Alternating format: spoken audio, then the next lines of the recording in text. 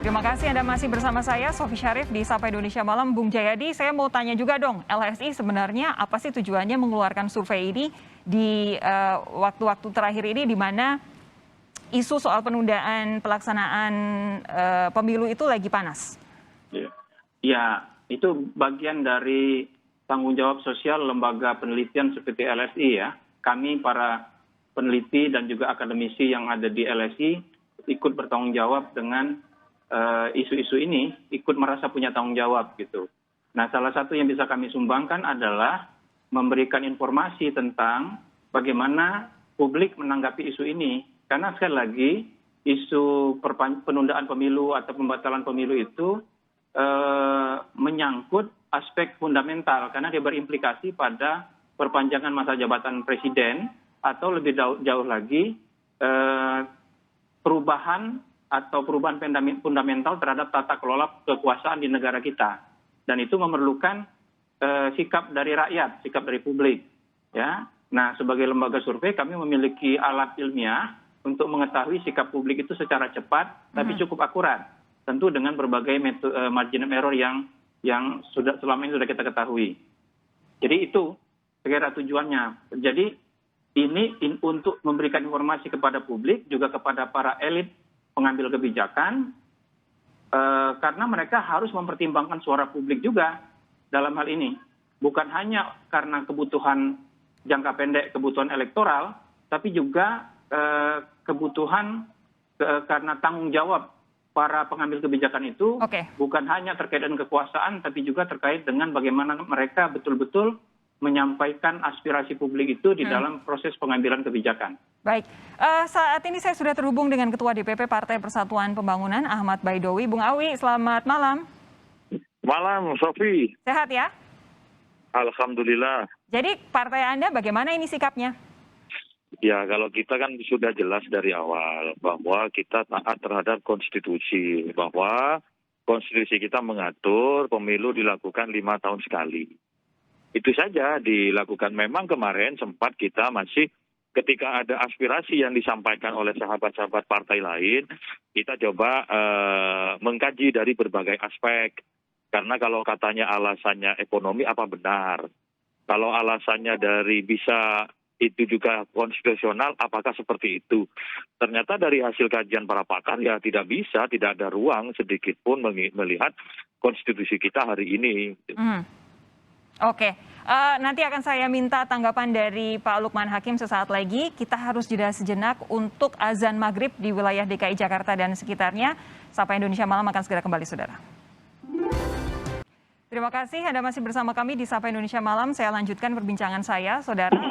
Bung Awi ya. Begini, ini kalau ngomongin soal demokrasi, itu kan tidak hanya soal tata laksananya saja, soal pemilunya. Kita ikut konstitusi pemilu 5 tahun sekali.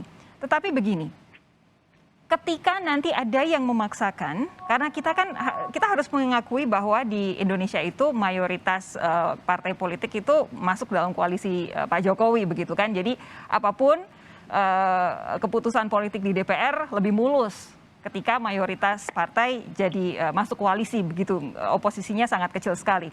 Tapi andaikan kalau kita menggunakan alasan konstitusi, andaikan nanti kemudian sampai dipaksakan ada amandemen Undang-Undang Dasar, di mana artinya konstitusinya juga berubah, sehingga ada landasan legal formal untuk menunda pelaksanaan pemilu, ini kan berarti tetap akan ada sesuatu yang dikhianati, yaitu aspirasi masyarakat dan juga batasan kekuasaan yang wajar dalam berdemokrasi. Sejauh mana kira-kira PKB akan komitmen dengan pernyataan ini, andaikan nanti suatu saat ada pengguliran wacana amandemen Undang-Undang Dasar? Halo? Bung Awi, bisa mendengar suara saya? Ya, P3 ya yang diminta ngomong, bukan PKB. Iya, P3 maksud saya, sorry. Ya, sampai saat ini kita tidak berandai-andai ya, paling tidak melihat peta kekuatan di DPR hari ini kan sudah tergambar sikapnya. Dari situ kan sudah kelihatan. Jadi kalaupun pintunya adalah mengamandemen konstitusi, ya ini harus mendapatkan dukungan mayoritas di parlemen. Oke. Tetapi kan hari ini kan tidak bisa, karena kalau dihitung, dikalkulasi, itu ya tidak bakal lolos. Bahkan kalau kita menganalogikan ya ibaratnya layu sebelum berkembang. Namun kembali kepada situasi di dalam politik, ya memang segala sesuatunya di politik itu serba mungkin terjadi. Namun sampai detik ini tidak ada wacana untuk amandemen terhadap Undang-Undang Dasar 45, apalagi hanya sekedar untuk memperpanjang masa jabatan, baik jabatan presiden maupun jabatan legislatif. Karena esensi dari penundaan pemilu itu adalah perpanjangan masa jabatan. Ya. Oke, Pak Lukman, ini kalau kemudian ada partai-partai yang merasa menyatakan penolakan terhadap wacana atau aspirasi yang disampaikan oleh PKB, apa yang bisa Anda sampaikan? Ya, sekali lagi PKB ini kan sekedar menyampaikan, menyuarakan aspirasi yang dititipkan ke PKB. Nah, selanjutnya ya terserah keputusan bangsa ini seperti apa. Apakah pemilu akan ditunda, apakah tidak ditunda, itu PKB tidak dalam posisi memiliki kekuatan determinan untuk menentukan.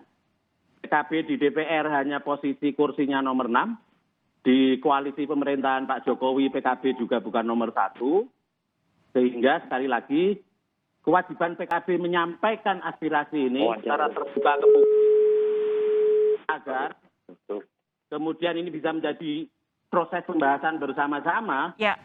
Lalu keputusannya apapun PKB akan ikut. Standing position PKB, Mbak, penting saya tegaskan bahwa posisi PKB clear sebagai sikap politik partai, pemilu harus berjalan 5 tahun sekali. Konstitusi harus dihormati.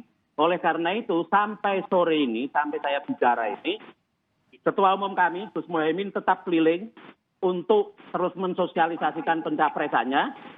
Partai terus bekerja, melakukan recruiting caleg, mesin politik terus kita panaskan. Karena bagi PKB, sikapnya clear, pemilu harus berjalan 5 tahun sekali.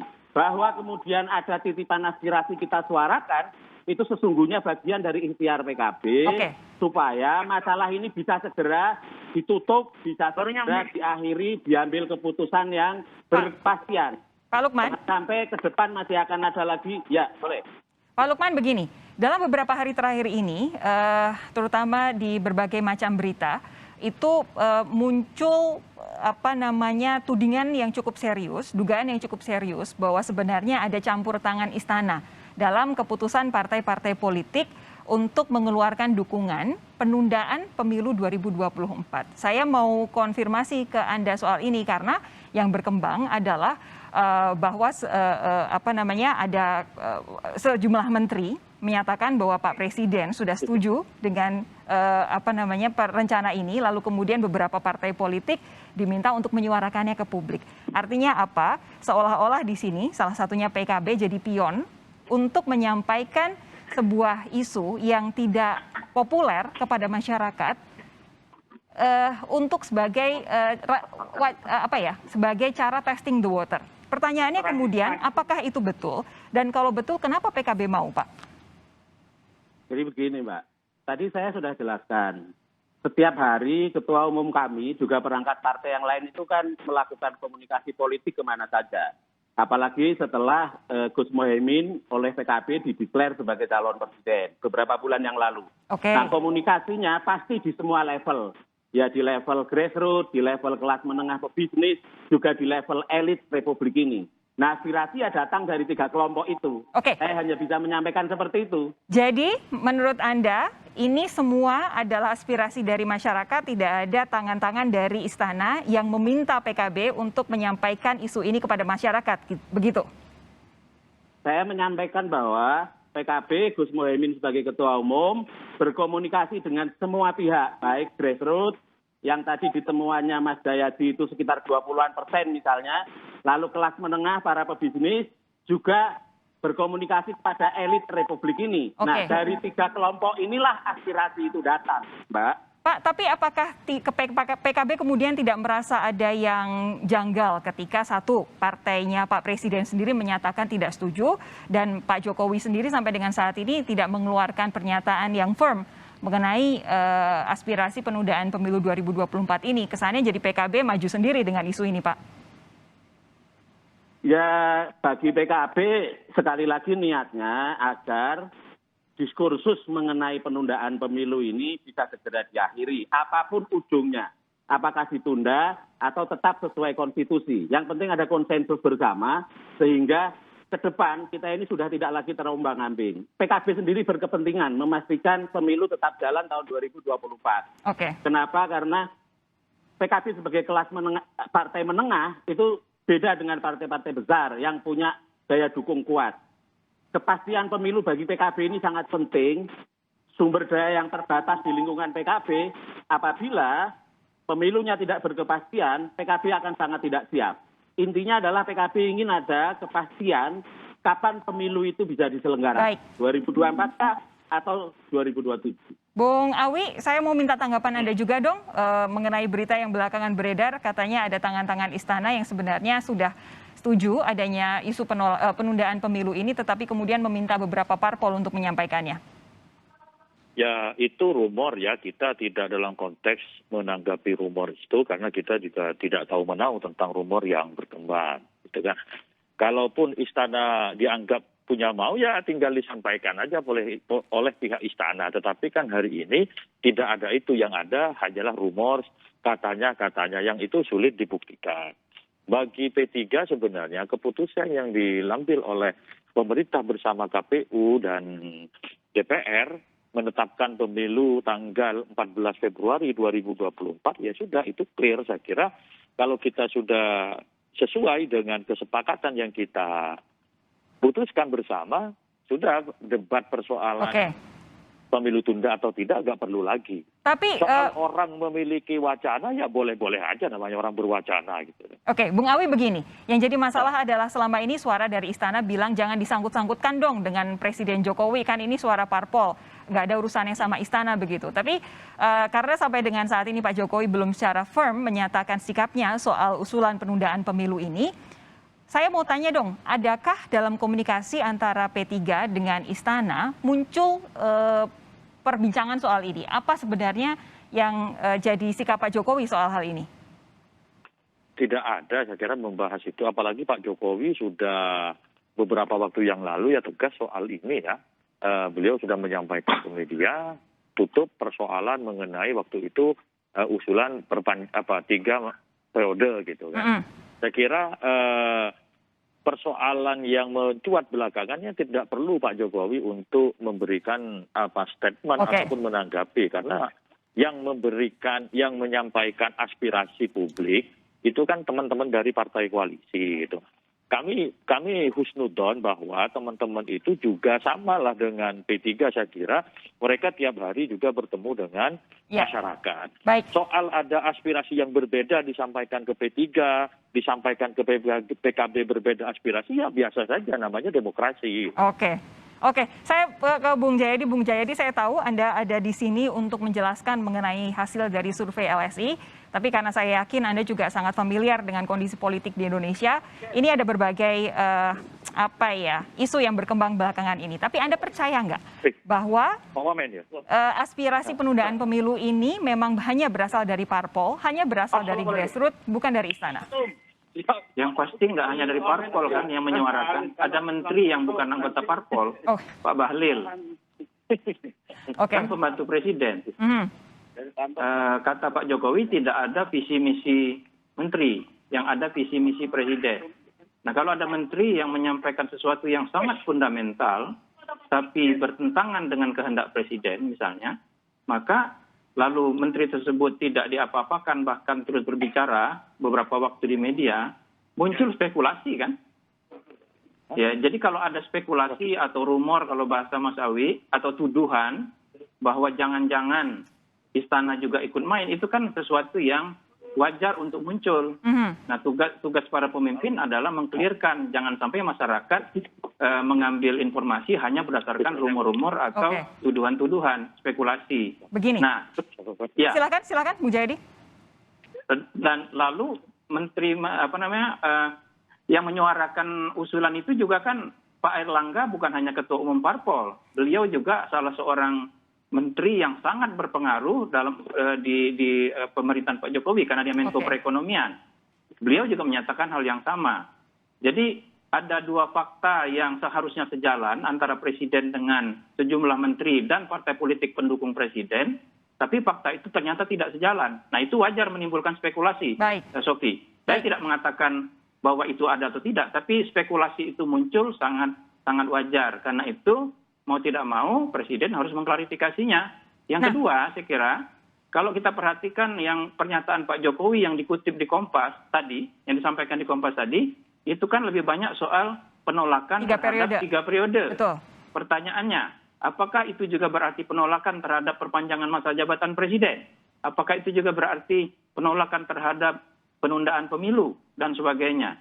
Jadi belum ada pernyataan yang resmi dan tegas soal itu. Baik. Jadi kalau ada orang yang menyarankan presiden harus come out, keluar dan menghentikan semua kegaduhan ini yang sebetulnya tidak perlu dan sangat potensial inkonstitusional, itu harusnya presiden sebagai pemimpin tertinggi eksekutif negara dan kepala negara juga sebaiknya menyampaikan sikapnya.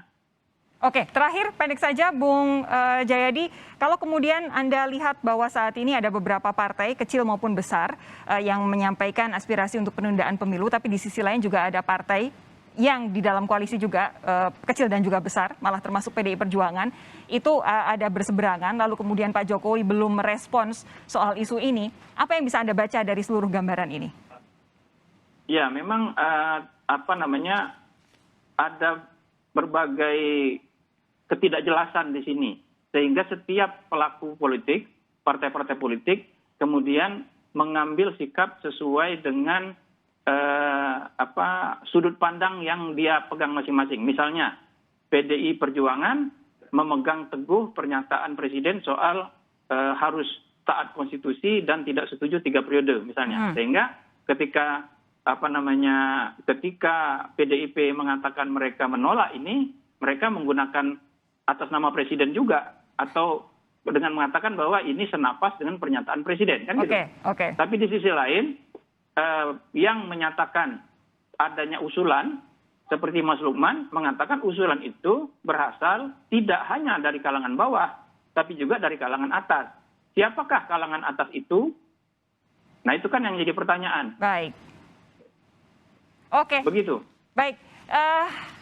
Rasanya kita harus mencermati kemana arah isu ini berkembang, tetapi yang pasti sebagai warga negara yang baik, kita tentu harus menghormati konstitusi, apa yang sudah ditetapkan dalam konstitusi dan juga bagaimana cara kita berdemokrasi dengan sebaik-baiknya. Pak Bung Jayadi, Pak Lukman dan juga Bung Awi, terima kasih sudah bergabung malam hari ini di Sapa Indonesia Malam ya. Kita jumpa lagi lain waktu. Sehat terus. Assalamualaikum. Terima kasih. Waalaikumsalam. Mas Lukman, Bang Awi. Assalamualaikum.